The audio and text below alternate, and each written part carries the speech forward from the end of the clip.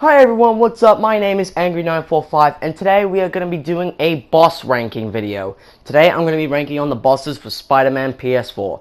Spider-Man is a wonderful game. Marvelous, in fact. Definitely top 3. Today we are going to be looking at the bosses to see if they stack up as well as the game.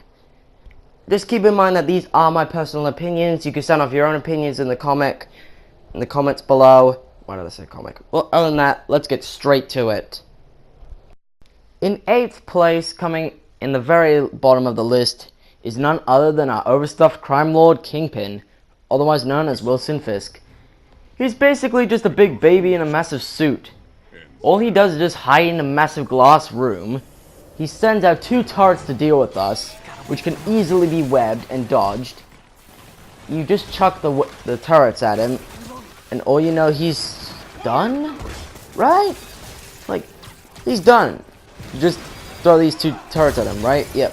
And then, after you throw those 2 turrets at him, he suddenly throws a big tantrum and smashes his poor desk in half. Rest in peace, desk. And when you thought the desk couldn't suffer enough, he throws it at you. And then you just launch it straight back at him. He's basically just a standard brute enemy. Although he does teach you how to deal with these kind of enemies in the game. The only thing that makes him different is like he's the first of his kind in the game. There is a few things that does make him special. For example, he is the Kingpin after all. He does show a bit of dialogue. He's a bit angry. He sends out a bit of his men so you can deal with him and the men at the same time.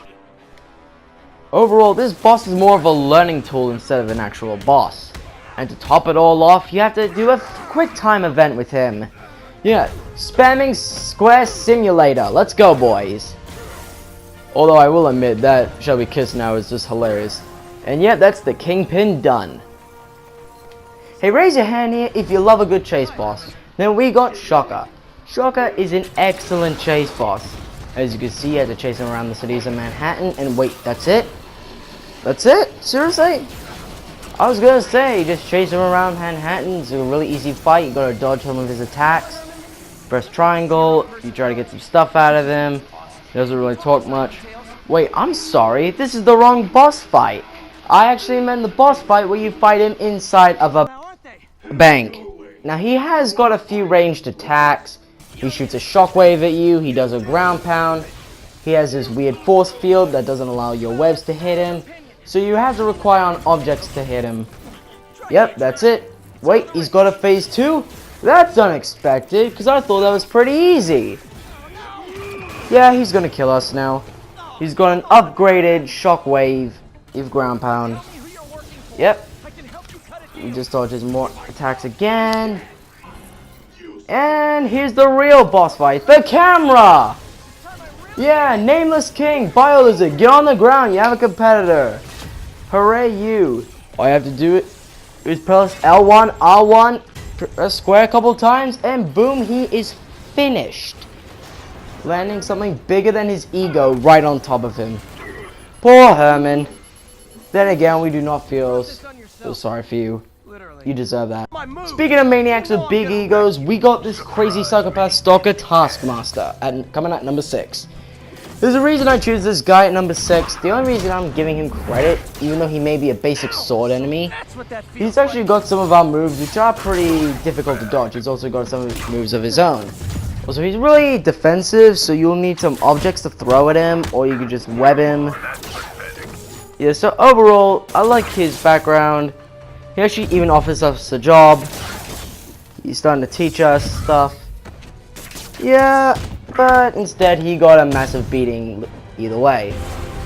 Number 5 is Mr. Negative Fight 1 and Fight 2. As one of the main antagonists in the game, you expect him to be higher on this list, right? Well, forgive me if I did put him in the wrong spot, as some of you may believe. But there's a reason why I put him in this spot. Naturally, because the fight is easy, not because I think it's bad or anything. I think it's a great place in the story, and I think that it is a delicate fight to learn more about Mr. Lee and why he's doing this. The subway, however, is actually a spectacular fight. You have to use precise dodging and correct timing if you want to dodge all of his attacks. Some require you to jump onto the roof, some of you might require to jump on the walls, Rather than that, you'll put that demon back in his eternal slumber. Hey, who here likes riddles? What do you get when you mix Old Man Squawky with a Light Globe wannabe? You get one of the best duo fights I've ever fought in a game, ever. Ladies and gentlemen, I present to you our number 4 pick, Vulture and Electro. Vulture and Electro are spot on for a gang fight. Like, I gotta admit, the blend of electricity and Vulture's feather attacks are an excellent blend. Or should I say, excellent. Yeah, I don't get it either. Well, in the meantime, we will be talking about Electro's attacks. Shoots a Thunder Beam, gotta destroy the Transformer. Once you do that once, he's gonna send in his best bud, Squawky. He'll come try and take you out. After you take him down, then you gotta focus on Electro 3 times. Gotta destroy Electro's Transformers 2 more times. And yeah, he's down. And then you gotta focus on Squawky. Well, that's what I do. Yeah. After that, you should have these both grounded. Literally. And then they'll back off to the raft. Farewell, Adrian.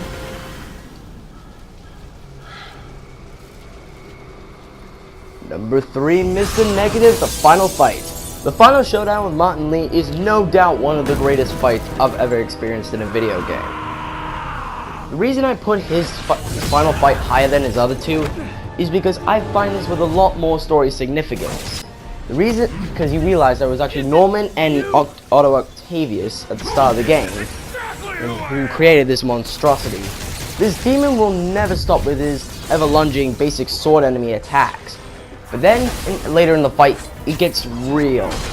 He starts becoming this massive demon that you have to throw things at him to hopefully take him down. He does require some of his attacks he does before on the train, except in a much larger area. You gotta wait till he's tied down so you can take him. But after mastering all those, I know you can put this demon back where he belongs. Number 2, one of the best exploding bulldozers I've ever seen, Rhino and Scorpion. Mainly Rhino. Rhino is no doubt one of the best fights I've ever taken on. Like his, yep, nobody's your size. That's what makes him so good. Like, he doesn't even need anyone his size. He could just crush you with his horn. He comes at you hard and fast. He's got a lot of attacks too. He can throw a boulder at you. Also, like, throwing stuff at him is not going to work, or webbing him is not going to do anything. You actually have to require on precise timing to knock him down. You should be lucky you can actually be able to get him, because it took me a while to get him into the correct position. However, this is what makes him go. That's what keeps him from the number 1 spot, though. Scorpion. Scorpion's not really that much of a boss, more of a level hazard. You just web Scorpion a few times, and then you just take, or you just let Rhino charge into him hilariously. I gotta say, it's an excellent balance, but Scorpion's kind of just bothering it for me, you know? Yeah, just web him, and he's down. And speaking of which, the true number 1 boss fight is Otto Octavius, also known as Dr. Octopus. Otto Octavius has been with you through the beginning of the game, and you've been helping him with his experiments. Besides, this is the true antagonist. You've been helping him create these arms, the story significance is spot on, the difficulty is amazing, and also, normally when you fight a boss in this game, you get onto one phase, then you go on to the second phase, and the game lets you repeat from there. However, if you die to Otto Octavius in any phase, he will send you immediately back to phase 1. Which I gotta admit, I like the difficulty. He does have a few range attacks you have to quickly dodge. For example, there's one where he has to throw these weird objects at you. He destroys the towers.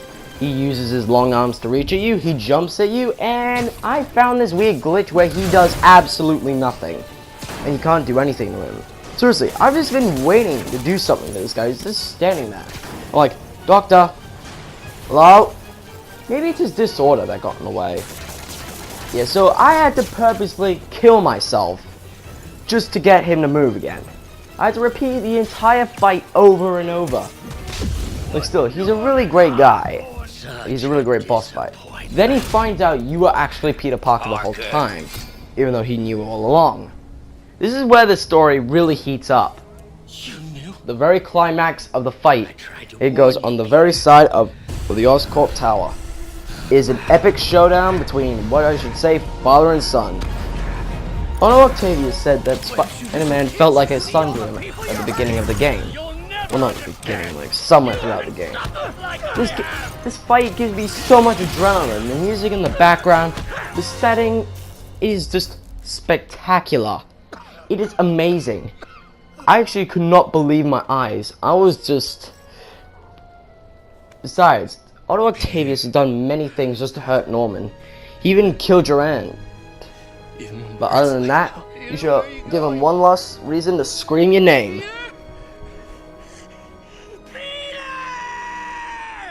Well, that does it for this boss ranking. I hope you all enjoyed, and I'll see you in the next video.